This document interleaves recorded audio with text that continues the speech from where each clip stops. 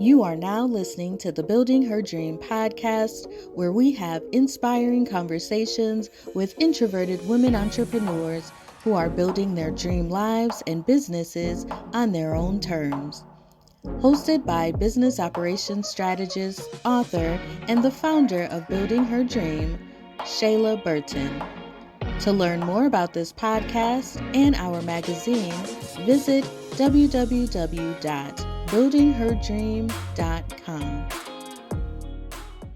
Hello, good morning, good afternoon, and good evening. Welcome to the Building Her Dream podcast. I'm your host and lifelong introvert, Shayla Burton, and I'm so excited to chat with today's guest.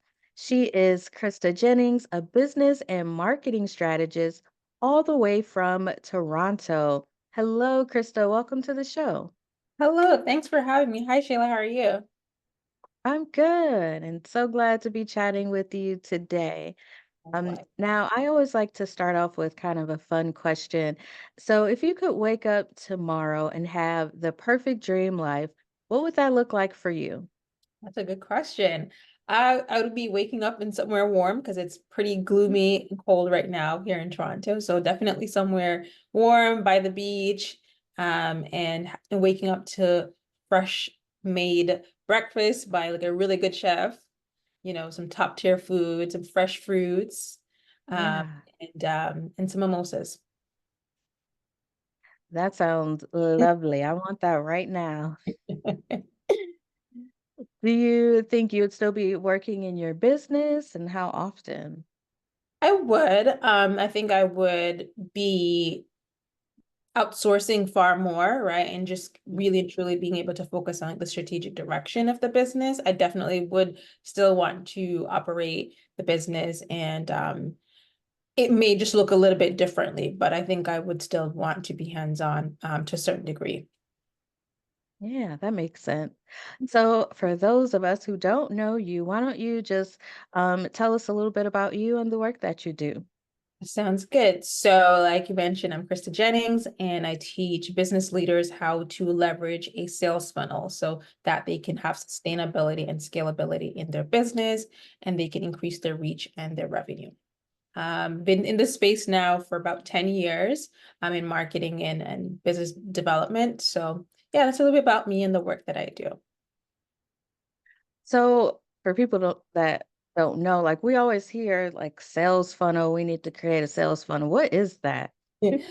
That's a good question. So a sales funnel, think of your sales funnel as like your marketing machine, your marketing mechanism that allows for you to attract, connect, and convert paying clients and customers into your business.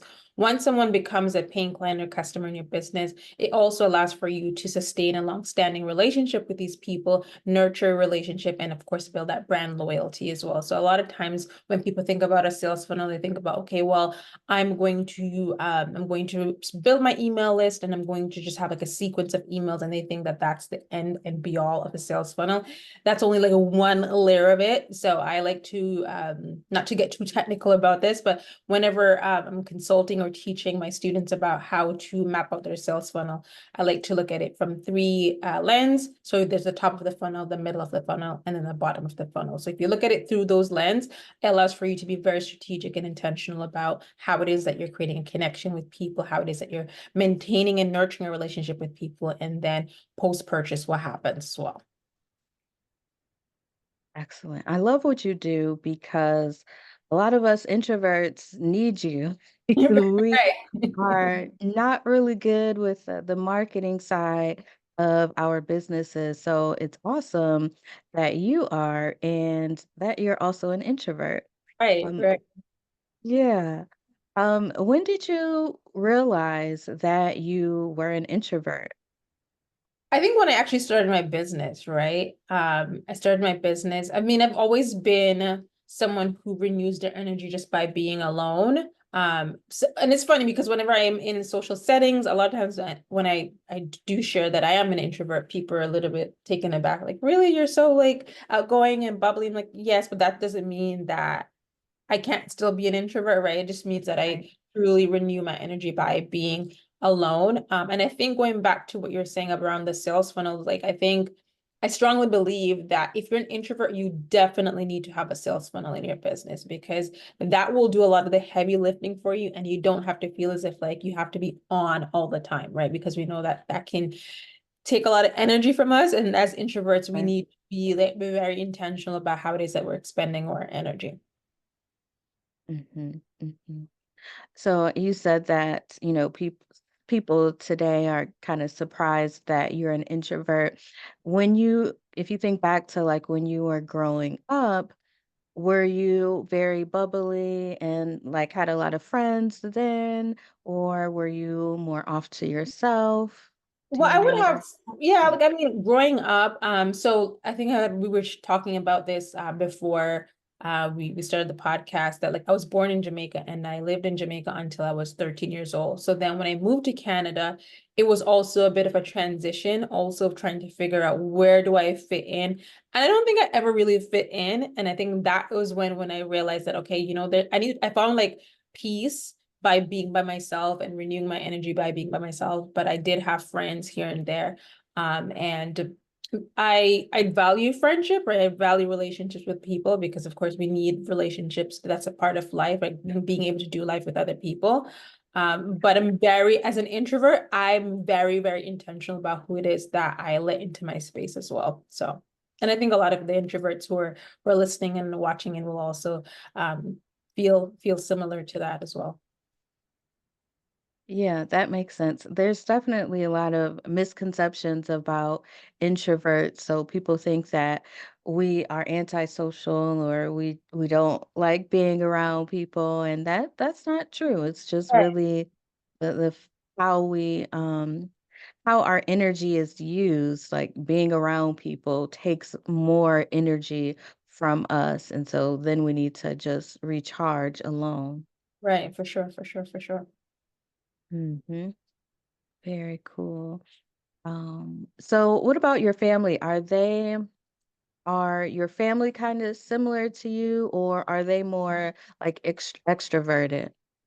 I would say, funny enough, I have a younger brother and he's definitely introverted as well. But Okay. he's a lot more outgoing than I am. And I think sometimes people think that he's an extrovert, but he's actually very introverted. Both my parents are introverts, but it just shows up very differently. So a lot of people don't actually know this, but my dad's a pastor. And of Mm, course, he needs to be out in the community serving and things like that. So there's that side of him, but there's also the side of him that's like, okay, well, I need to renew my energy by being alone and just finding peace. And my mom's pretty quiet and reserved. And I think mm. that is more of like what people think an introvert is. Like it's more visible. Her introversion is a more visible than I would say than my dad. So it's a very interesting dynamic to say the least. Yeah. Very good. So what inspired you to start your business and become an entrepreneur? Ah, it's that's always a good question, and I think people probably think there's like an elaborate answer. There really isn't. I always knew I wanted to start something. I knew I wanted to help people in a very meaningful way. And the last full-time opportunity that I had, I decided that I was going to walk away from that and focus on building this business. I mean, of course, what I started doing was a little bit different from what I'm doing right now, but I pivoted along the way. So it really and truly was at the core of it is wanting to build something that I had control over, and I wanted to have an impact on people, and I wanted to be able to make good money doing it as well. And I thought that this would also be a way for me to also stretch myself and challenge myself in the ways that I was showing up in the world as well. So that's in a nutshell, like how all of that kind of came into being. hmm So are you currently a full-time entrepreneur? Yes. Okay. So when you started your business, were you still working like a 9 to 5, or you just decided to go full-fledged in there? Well, yeah, I went full-fledged into entrepreneurship. It's been an interesting journey, as for a lot of people, they can probably relate to. But I mean, if it's something that you truly want and something that you truly believe that you can do, maybe things aren't necessarily going the way that you had planned out. And it may mean that you need to go back to work, right? Maybe mean that you need to pause or just kind of scale back and, maybe go back to 9 to 5 for a little bit and really be able to give yourself that breathing room and the opportunity to further invest in yourself as well. So, I mean, everyone's journey is different. And it also depends on like your situation as well, because like I'm a single woman, I don't have any dependents. So I've been able to make certain sacrifices and be able to make some risks that maybe someone else who has a family and other responsibilities and priorities wouldn't be able to do. So just really and truly looking at what your situation is and then taking a good measure from there. Yeah, that's a good point that you mentioned, being a single person because I'm the same and I've been, in business for almost 7 years and it's definitely been a roller coaster and a struggle. There's some years where I'm like, woo, I don't know if I'm going to be able to make it. But I'm super thankful that I don't have kids because I would have had to get a job, get a couple jobs, if I had a family to take care of. But when it's just me, I can risk it because, if I can't pay my bills, then I'll just go sleep on somebody's couch or something. Right. Right.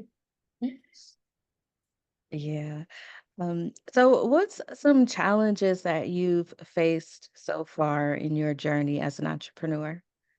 Um, I think a big part of it, I think for a lot of people and of course myself, lies in your mindset. So, I mean, everything goes back to the mind. It's sometimes you're finding like if you, for instance, I'll give you an example. I spent all this time planning out a launch a few years ago.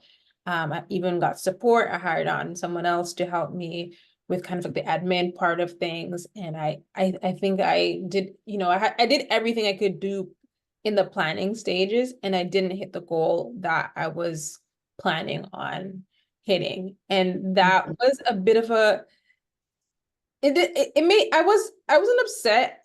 I was more disappointed in myself because of course I'm blaming myself, but I think it's important for business owners to think about, okay, if something doesn't go the way that you want or the way that you had planned out or projected, that is also a blessing in disguise because that could provide you with some insight as to what it is that you need to do moving forward, right? So I don't look at things as failures, I look at it as learning opportunities. And then it's just really and truly shifting your mindset around that. And it hurts, right? It really and truly hurts when you have this idea and you want to go full throttle with it and you've invested time and energy into it and it just doesn't pan out exactly how it is that you want. But everything boils back down to like your mindsets, how it is that you're going to shift your perspective and look at things and how it is that you're going to move forward. yeah. So how do you keep yourself, motivated and inspired to keep moving forward when you have these type of challenges? Faith is a big part of who I am, my existence, that shapes and directs, decisions that I make. Working on my mindset, right? I mean, I think it's important for us to think about how it is that we can improve our mindset around the things that we want.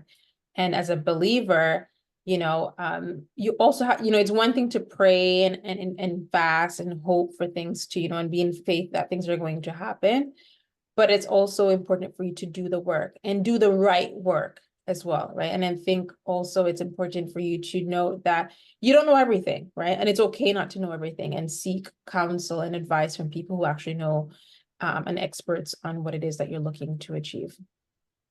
Mhm. Yeah. Yeah, it's definitely a learning journey. You never stop learning no matter how long you've been in business. Right, for sure. Mhm. So what has been the most rewarding part about being a business owner? Um, I know this may sound cliche, but like the financial gains, like being able to, I remember 1 month being able to generate what I made in my full-time salary in 1 year, right? So being Mhm. able to hit some of those milestones, be able to um give my close friends and families gifts that like I could have only dreamed of like gifting them. And just also just having the time freedom to be able to be there for people um who just need someone in that moment, right? Just because I have that time freedom. So like a close friend needed someone to accompany her to a doctor's appointment one day. And I was like, I'll just, make sure that I open up my schedule to accommodate that and just accompany her, right? And I knew like for her that was, really, really she really appreciated it. But like to me, like being able to have that flexibility definitely is it's rewarding. I would even say it's more rewarding than like the financial gain, just being able to be there for people who you truly care about. Yeah. Yeah, that time freedom is definitely a big thing. It is definitely more like money is important, but just the Right. freedom to do what I want when I want, and be able to help family and friends, when I can is definitely great.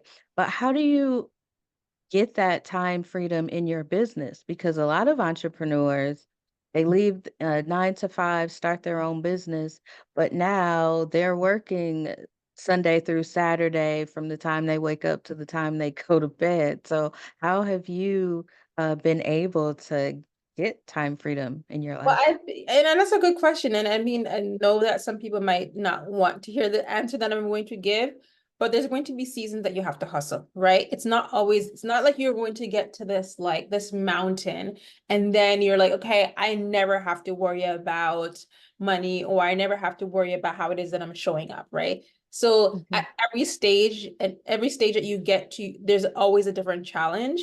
And you have to think about, okay, is this a season of hustle or is this a season of flow, right? And be able to operate from that place. So there's, in different seasons, maybe you've gotten to a place where, okay, things are pretty steady and you have a little bit of momentum. But if you're a driven person, you're thinking, okay, like what's next? Like, how can I get to that next level? Whatever that next level looks like for you, right? But it's really and truly operating from the space that you are in, right? In the season that you're in. And one of the ways to actually have time freedom is to ensure that you know exactly what it is that you're doing, how it is that you're showing up in the marketplace, and pricing yourself really well as well. I think that for a lot of people, that look like us, Black women, we tend to lowball ourselves or price ourselves really, really low just to be able to navigate the marketplace. And that is by far one of the biggest things that can be hindering you from having that time freedom. So just take a look at like how it is that you're showing up, the pricing of your offering. That's always a telltale sign as to whether or not you'll be able to achieve that financial and time freedom. But that time freedom, if that's something that you're going after, in order for you to have that time freedom, you need to have some level of financial freedom. So there's also that, and just really think about where it is that you're operating from. Yeah, you make a good point about pricing. We definitely, a lot of entrepreneurs, especially in the beginning, are undercharging.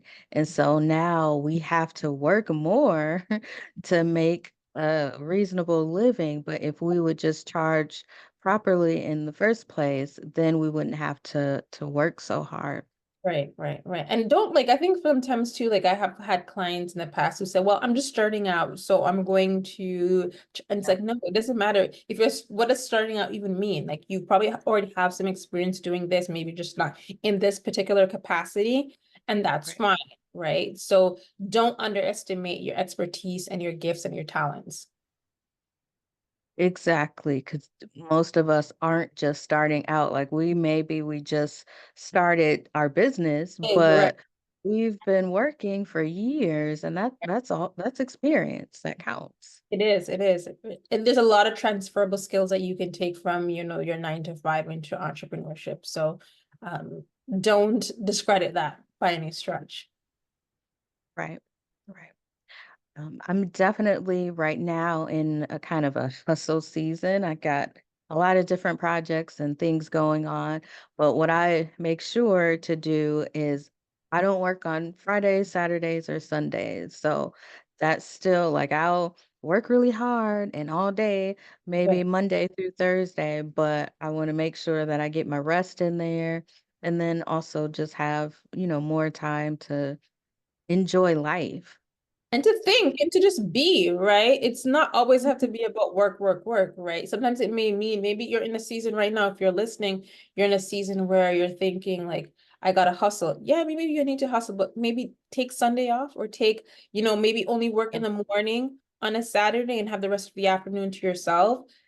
Create that balance, whatever that looks like for you, because you can't operate from a place of being burnt out or overworked. Like that's not going to serve you or anyone for that matter. So just give yourself the grace that you need as well.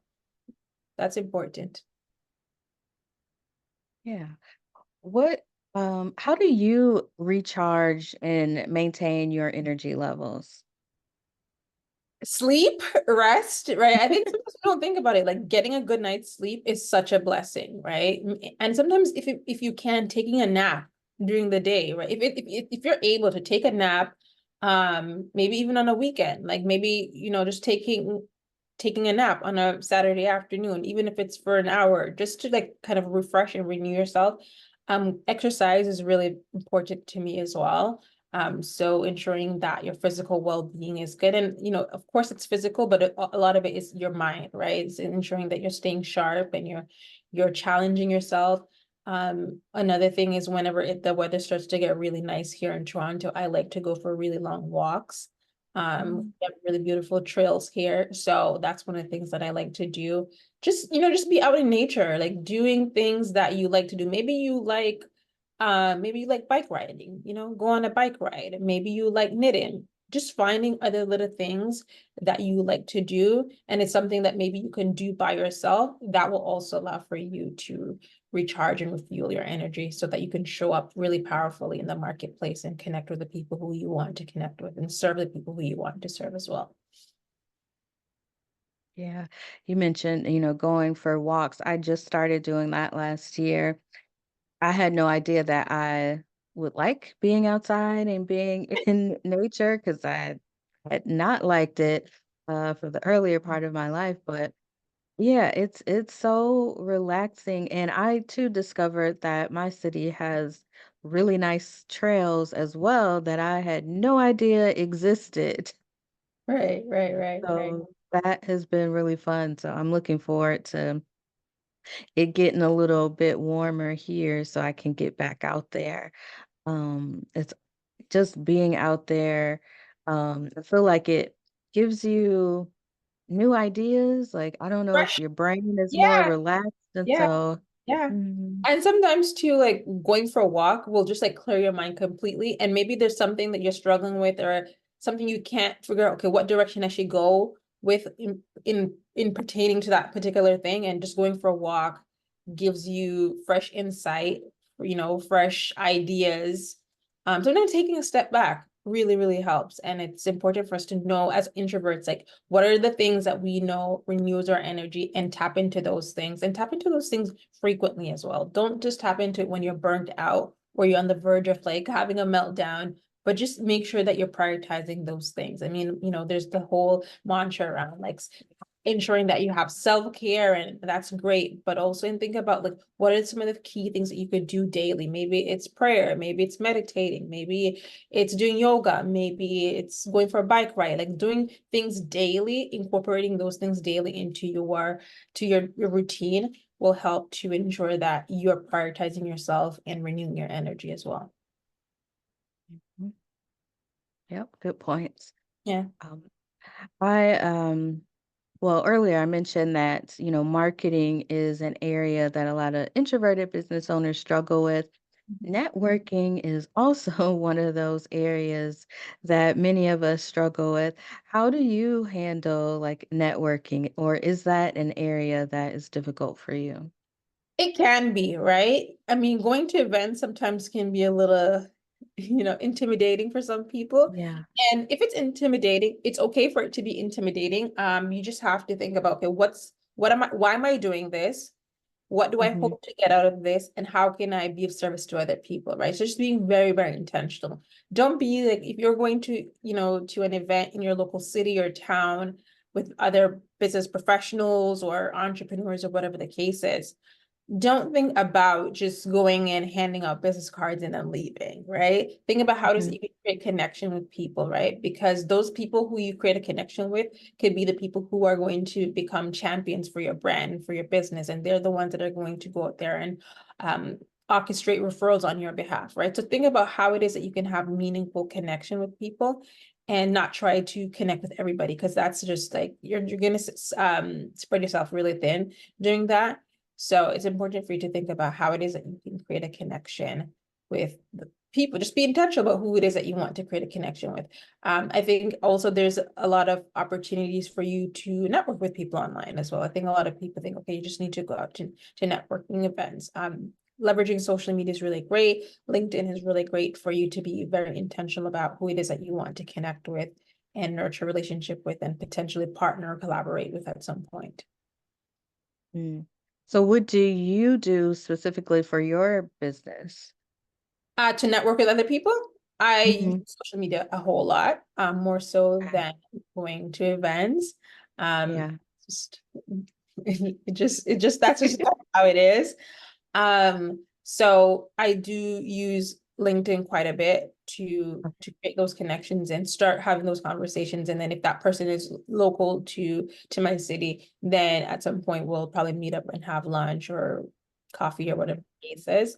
But be very intentional about what it is that who it is that you want to connect with and what it is that you want from that person and what it is that you can offer to that person. I believe strongly that it should be mutually beneficial. So give, then ask. Yeah, that makes sense. One thing that prevents me from going or yeah, prevents me from going on LinkedIn is because every time I go on there and people connect with you, they automatically send you a message to tell you all about their services. And I'm like, at least get to know me first Right. before you just Right. And I mean, we know that people are going to, people generally have something to offer. So it's like, yes, right. they know at some point you're going to present, say something or share what it is that you have going on, but get to know people like on a human level, right? We're doing business with other people. So nurture that relationship first. Yeah, absolutely. What advice would you give to someone who's just starting their business, an introvert who is in the beginning stages of their business? I would suggest that you show up every opportunity there is, right? So don't let the fact that you're an introvert stop you or prevent you from showing up. Challenge yourself, right? I remember when I just started my business, the thought of going live on Facebook or whatever platform it is at that time, it was a little nerve-wracking, but I challenged myself in 1 year, for an entire year, every day at, I don't remember what time it was, but Monday through Friday, I would go live at least for 20 minutes. And that has helped me so much in terms of being able to be a better communicator. It gave me more insight on what it is that people were looking for. It brought me a lot of clients, very organically. It brought me speaking opportunities. It brought me opportunities to collaborate. So when people see you showing up, even if you're a little bit shy and reserved, as I am as well, um, people will connect with you as a person because they like you, right? Because remember, at the end of the day, people do business with those that they know, like, and trust. Correct. Yeah. Great advice, really great advice. Krista, it has been wonderful chatting with you. Before we go, I wanted to give you an opportunity to share if there's anything else you want to let our listeners know, or you can just let us know where we can find more information about you. Sounds good. Thank you so much for having me. So every business, especially if you're an introvert, you need to have a sales funnel, right? And remember how at the beginning we talked about looking at your sales funnel. from 3 stages, like the top of the funnel, the middle of the funnel, and the bottom of the funnel. But before you even build a sales funnel, and I think it's important for me to address this, is that you need to have your marketing strategy first, right? So without that strategy, that sales funnel is going to be completely useless. So it's important for you to be able to develop that strategy. And, we're all here to support you on building out your marketing strategy and being very intentional about how it is that you're going to attract the right kinds of people into your ecosystem.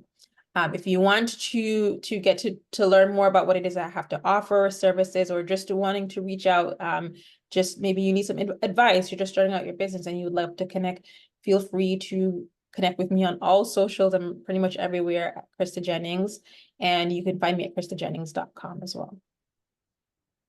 Awesome. So we'll definitely have your website and your social media information in our show notes. Again, Krista, thank you so much for joining me today. No problem. Thank you so much for having me. Yes, and thank you to our audience for listening. This has been another episode of the Building Her Dream podcast. If you've enjoyed it, why don't you go ahead and subscribe, leave us a review, and stay up to date with what we're doing by visiting www.buildingherdream.com.